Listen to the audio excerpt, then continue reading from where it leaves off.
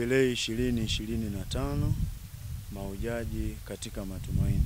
Basi kwa majina naitwa Anthony Atilio Nyeza, mwenyekiti wa Uvikai jimbo la Iringa, lakini pia ni mwenyekiti wa Uvikai vikaria ya Ifunda, vikaria ambayo imemengeka kutoka vikaria ya Tosamaganga. Basi wadhifa unakuwepo kwa ajili ya sifa na utukufu wa Mwenyezi Mungu. Ninyi kama vijana mmehitimisha katika kanisa hili la Moyo Mtakatifu wa Yesu Tosamaganga. Ni manufaa gani ama matunda gani mmeweza kuyapata katika hitimisho hili? Matunda ambayo tumeweza kuyapata yako mengi, lakini basi nitazungumza angalau kwa kifupi sana. Matunda ambayo tumeyapata ya moja kwa moja ni vile ambavyo vijana wao wenyewe wamejitoa na kuitika kuweza kushiriki hija hii. Basi semina ambazo zimetolewa, naamini kabisa ni tunda namba moja ambalo wamelipata mahujaji kwenye jimbo letu la Iringa.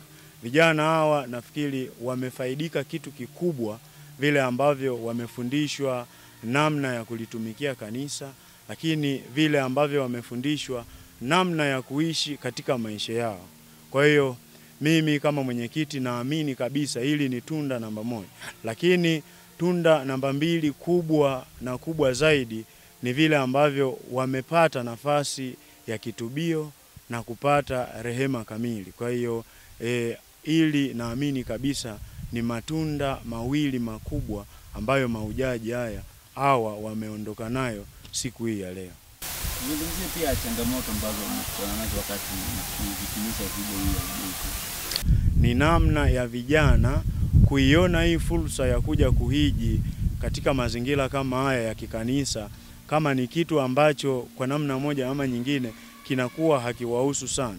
Tunatarajia nini kwa hija nyingine zijazo kama hizi ama kwa makongamano mengine ya vijana? Asante. Matarajio yako mengi kemkem, lakini tarajio kubwa kuzidi kwa yote, sisi kama ofisi ya Uvikai jimbo tumeweka mpango mkakati wa kuweza kutembelea parokia zote kwenye jimbo letu hili la Iringa. Ikiwezekanika pia hata tutembelee vigango, tutaanza kwa parokia ili tuweze kuona kuna changamoto gani kwenye hizo parokia ambazo zinafanya vijana wasijitokeze kwa wingi kwenye kushiriki sherehe kama hizi. Neno moja kwa vijana wako wa jimbo Katoliki la Iringa. Basi neno langu kwa vijana ni shukrani. Niwashukuru mno vijana ambao wamejitokeza, lakini hata vijana ambao hawajaweza kufanikiwa kufika katika hija hii kwa namna moja ama nyingine. Wapo wengine kwenye matatizo ya kiafya, lakini wengine basi kwa namna moja ama nyingine makazini kwao wanakofanya kazi, basi taratibu zinakuwa za tofauti.